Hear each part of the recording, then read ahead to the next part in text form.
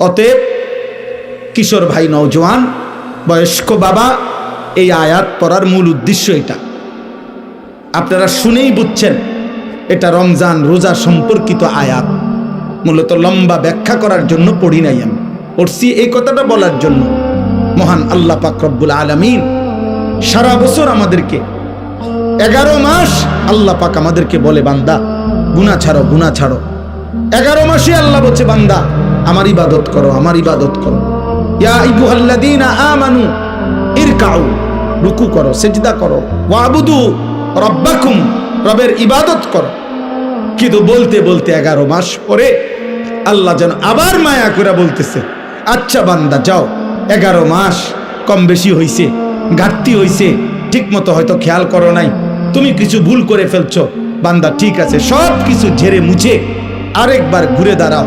আমি চলো, ঠিক আছে বান্দা, আমি আল্লাহ মূলত চাই, একটা কথা মনে রাখবেন, আল্লাহ মূলত বান্দার ব্যাপারে চায়, আল্লাহর প্রথম চাওয়া বান্দাকে মাফ করে দিতে, আল্লাহর প্রথম চাওয়া বান্দাকে জান্নাত দিতে। বুঝেন নাই কথাটা? মূলত অনেক সময় আছে যে অনেকে ওই যে কথাটাই ঘুরাইতে আছে, মূলত হে হেরে ফিট তো চাইতে আছে, অন কথাটা মিলাইতে পারতেছে না, কিন্তু তার ভিতরে ক্ষোভ হইলো, তার উপরে জিদ উড়ানো, তারে মারণ, ক্ষতি করা।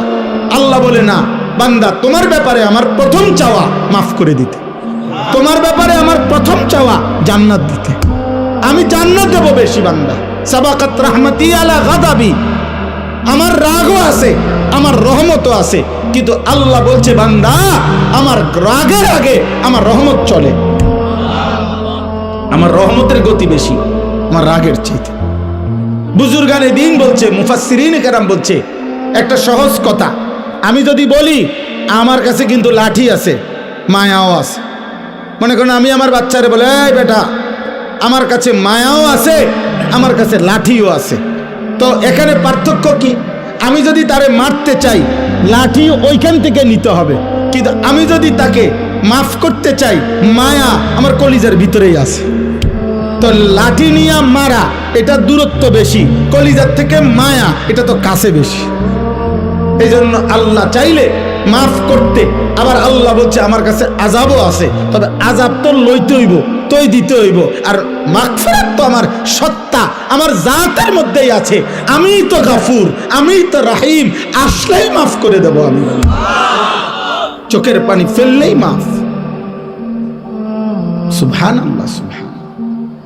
এই জন্য বাপ আল্লাহ তাআলা আমাদেরকে এই কথাটাই বুঝাইছেন, বান্দা 11 মাসেও যাও, তোমারে আমি ছাড় দিছিলাম, ডাকছিলাম, আচ্ছা ধরে নিলাম 11 মাস তুমি বান্দা আমার কথায় কদর করলা না, তো চলো একটা মাস রমজান আবার দিলাম আমি এই পৃথিবীতেই, তোমারে আমি একটি মাস দিলাম, একটা চাঁদ উঠবে তুমি রমজান শুরু করবা, আরেকটা চাঁদ উঠবে ঈদের তুমি রমজান শেষ করবা। এই একটা মাস আমি হীরা মণি মুক্তা মাণিক্য স্বর্ণ রৌপ্যর চাইতে কোটি কোটি গুণ দামি এক সেকেন্ড বানায় দিলাম।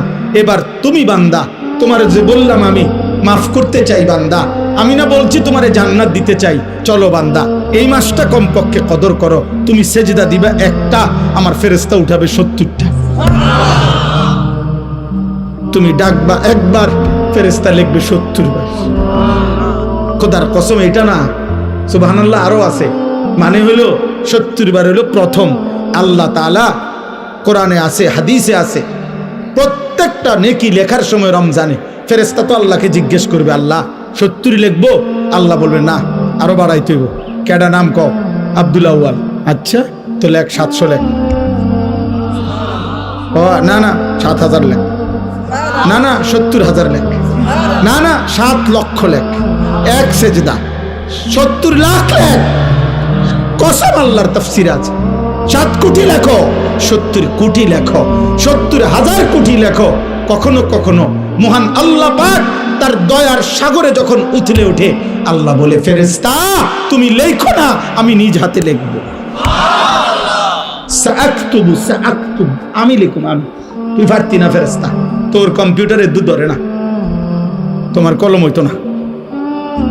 আমার বান্দার সেজদা এটারে নেকি, রোজা এটারে নেকি, আমি উঠামো, আমি। ও আনা আজজি বিহি, হায় বান্দা, হায় ভাই আমার, শেষ কথা আমার, এমন রমজান আমাদের সামনে আসতেছে।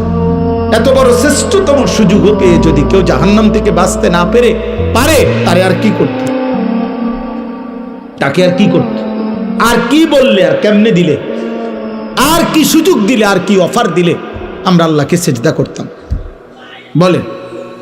এই জন্য প্রিয় ভাই, প্রিয় নওজোয়ান, শুধুমাত্র একজন বক্তা তামাশা দেখতে আসছে এমন যেন না হয়। আমি আনিসুর রহমান, এই অঞ্চল আমার পরিচিত এলাকা, সবাই আমারে চিনেন, কাজে এখানে আহামরি নতুন করে দেখাইবার কিছু নাই, দেখাইবার কিছু নাই। আমার কর্মজীবনের পুরাটা জীবন এই মুরাদনগরে আমি আসা যাওয়া করছি। আমার কর্মজীবন যদি 21 বছর হয়, আমি 21 বছরে নিয়মিত আলহামদুলিল্লাহ মুরাদনগরের গলিতে গলিতে আসছি।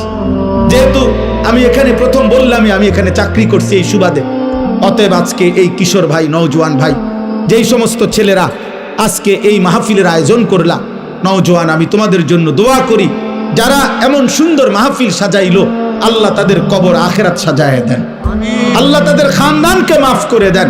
আপনারা যারা আসলেন, আপনাদের সমস্ত বংশধর আল্লাহ যেন মাফ করে দেয়, আপনাদের কবরবাসীদেরকে যেন আল্লাহ মাফ করে দেয়। 1 মিনিট হোক, 10 মিনিট হোক, 1 ঘন্টা হোক, আল্লাহর কথা বসে শোনা আদব, মনোযোগ দিয়ে শোনা আদব।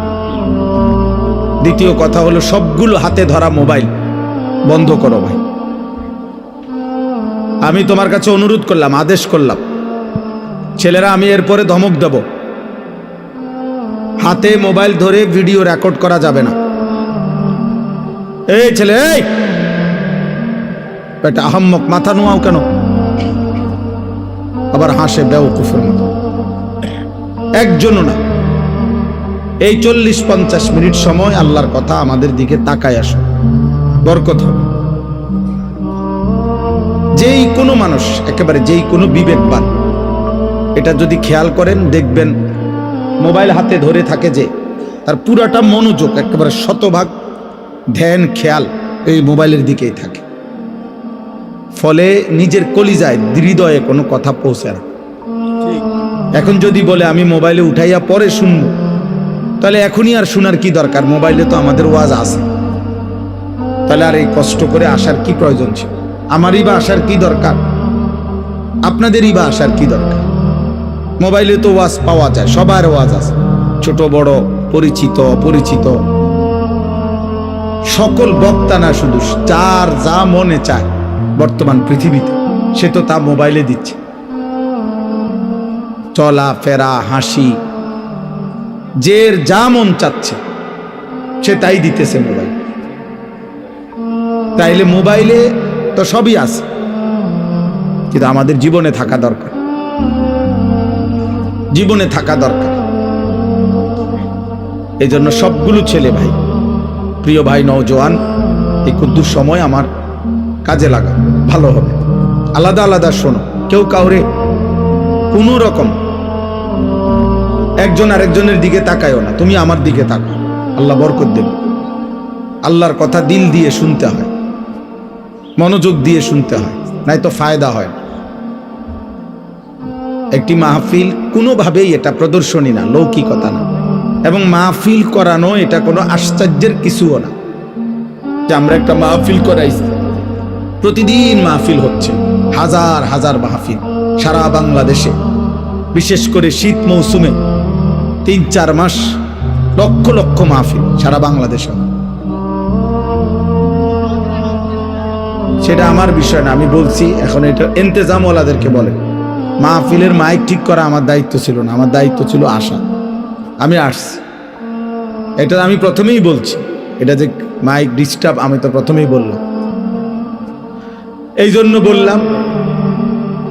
তো আমার কথা এটাই। এই ছেলে, এই ভাই, এই দাড়িওয়ালা ছেলে, ফাজলামি করো নাকি ভাই? দোস্ত, তুমি আর পাল্লা না লাগলে চলে যাও ভাই, চলে গেলে ভালো। আব্বা উঠে চলে যাও, হাইসো না, তুমি চলে গেলে ভালো হয় বাবা। দয়া করে ফাজলামি করো না, মস্কারি করা ঠিক না।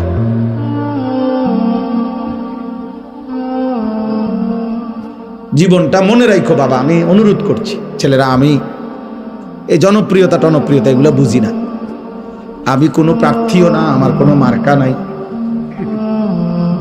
আমি কোনো মার্কার পক্ষে প্রচারণাও করি না, আমি এটি বুঝিও না।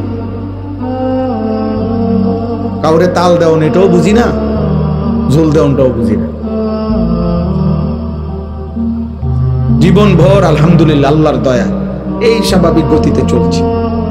এই জন্য প্রত্যেকের কাছে বললাম, কোন রকম ফাজদামি করে, চালাকি করে, কৌশল করে তুমি মোবাইলে ছবি উঠানোর কি দরকার? আমি নিষেধ করার পরে এই বেয়াদবি করার দরকার কি? তার চাইতে চলে গেলে ভালো, যে হুজুর আপনার মতো হুজুরের ওয়াজ না শুনলে কি হয়, তুমি যাও গা, রাগ করে, আমার তো কোনো অসুবিধা নেই। আমি তো ইয়াকিনের সাথে বিশ্বাস করি যে আল্লাহর কথা একজনকে বললেও নেকি হয়, হয় কি না? তো আমার নেকি দরকার, আমার সওয়াব দরকার, আখিরাতের সওয়াব নেকি দরকার, আর একজনকে বললেও নেকি হয়, খালাস। বেশি কম নিয়ে কোনো পেরেশানি নেই। আল্লাহ তাআলা আমাদেরকে বুঝার তৌফিক দান করে। প্রত্যেকটা ছেলেকে বলি, দোস্ত এতটুকু বুঝ আল্লাহর নিয়ামত, যে নিজের আত্ম উপলব্ধি, অর্থাৎ আমি কমপক্ষে একজন সুস্থ স্বাভাবিক মানুষের পরিচয়, যে সে তার উপলব্ধি আছে এতটুকু যে আমি আসলে কে, আমি কোত্থেকে আসলাম, কে আমাকে পাঠাইলেন, কেন পাঠাইলেন, যিনি পাঠাইলেন তিনি যা চাচ্ছেন আমি তা করছি কিনা, আমি যা করছি তিনি তা চাচ্ছেন কিনা। প্রতিনিয়ত মানুষগুলো মরছে, কই যায়, আমিও যাব একদিন সেখানে, সেখানে আমাকে কিছু জিজ্ঞেস করবে কিনা, আমাকে আমার জীবনের এই চলাফেরা, হাসি কান্না, আমার এই রাত দিন সকাল দুপুরের কোনো হিসেব দিতে হবে কিনা। এদূর বুঝাপড়া, এতটুকু অনুভূতি যদি কারো বিবেকে না থাকে, ও আসলে মানুষ না, এটা জন্তু জানোয়ার।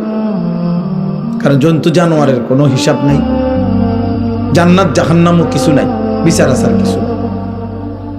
এতটুকু আছে তাফসীরের মধ্যে যে শুধুমাত্র জানোয়ার জন্তু, যে যাকে জুলুম করছে তাৎক্ষণিক হয়তো জুলুমের একটা বদলা দিবে, মানে একটা গরু আর একটা গরুর অন্যায়ভাবে গুতা দিছে, তো এইটা হয়তো এটারে এবার গুতা দিবে, এরপরে শেষ।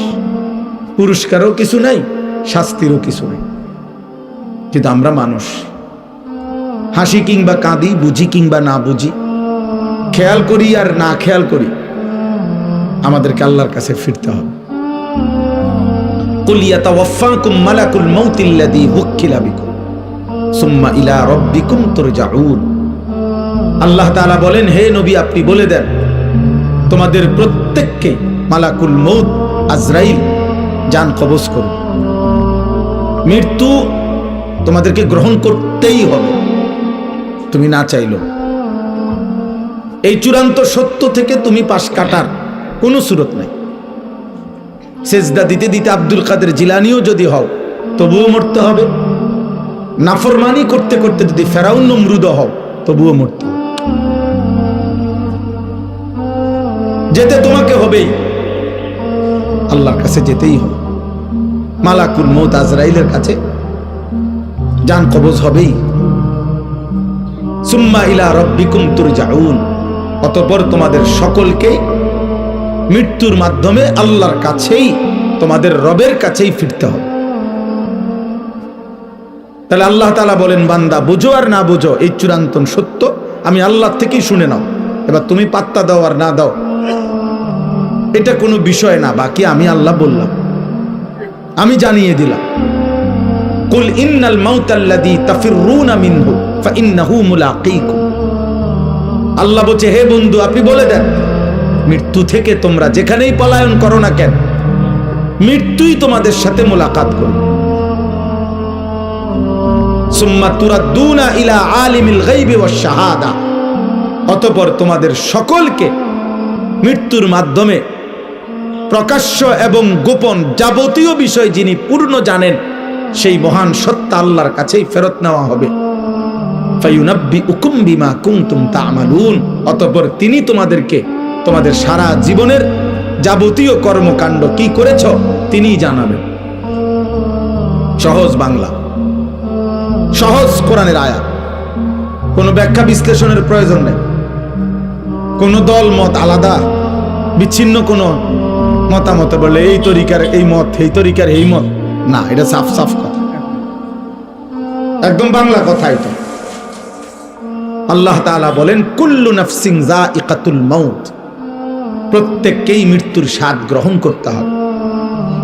আল্লাহ বলেন এতটুকু শেষ না বান্দা, ওয়া ইন্নামা তুওয়াফাউনা উজুরাকুম ইয়াউমাল কিয়ামাহ, তোমাদের প্রত্যেকেই তোমাদের দুনিয়ার যাবতীয় কর্মকাণ্ডের প্রাপ্য কিয়ামতের দিন নিতে হবে, নিতে হবে। সেজদার বদলা তুমি পাইবাই, উলঙ্গ ছবি দেখার বদলা তুমি পাইবাই, সত্য বলার বিনিময় তুমি পাবাই, মিথ্যা বলার পরিণতি তুমি পাইবাই, হালাল উপার্জনের বদলা তুমি পাইবাই, সুদ এবং কিস্তির নাফরমানির বদলাও তুমি পাইবাই। কোনোভাবেই বদলা তোমাকে নিতেই হবে, এর বিনিময় নিতে হবে, নেকেরও গুনারও। ইন্নামা তুওয়াফাউনা উজুরাকুম, একদম পূর্ণ দেওয়া হবে, এক সুতা এক জাররা করে না। বাজারের শেষ বাজারে দোকানদারে হয়তো বলে যে আরে 1.5 কেজি ফোনে 2 কেজি হইব, যান বাদ দেন, 1 কেজি দাম ধরে দিয়ে দেন, আর বেচা শেষ। হ্যাঁ, এ না, আল্লাহ বলে না না, 1 কেজি 1 কেজি 1 কেজি 100 গ্রাম 100 গ্রাম, অর্থাৎ এক সুতা এক বিন্দু এক জাররা এক পলক। ফামান ইয়ামাল মিসকালা যাররা, এক জাররাও আড়াল করতে পারবে না, তোমাকে হিসাব দিতে হবে। আমি আল্লাহর কাছ থেকে তার বিনিময় বদলা নিতেই হবে। ওয়া কাফা বিনা হাসিবিন, আল্লাহ বলেন হিসাবের জন্য আমি আল্লাহ একাই যথেষ্ট। ওয়া কাফা বিযুনুবি ইবাদিহি খাবীরাম বাসীরা, আল্লাহ বলেন আমার বান্দার প্রত্যেকটা গুনার ব্যাপারে আমি আল্লাহ একাই শতভাগ খবর রাখছি, নিজ চোখে দেখছি। আলা ইয়ালামু মান খালাক, আল্লাহ বলে বান্দা তুমি ভাবো তো, যিনি সৃষ্টি করেছেন তার সৃষ্টি কখন কোথায় কি আছে কি করছে তিনি জানবেন না? তিনি জানবেন না? এভাবে কত আয়াত শুনবেন, কত আয়াত। ওমা তাকুনু ফি শা'নিন ওমা তাতলু মিনহু মিন কুরআনিন ওয়ালা তা'মালুনা মিন আমালিন ইল্লা কুন্না আলাইকুম শুহুদান ইয তুফিদুনা ফীহি।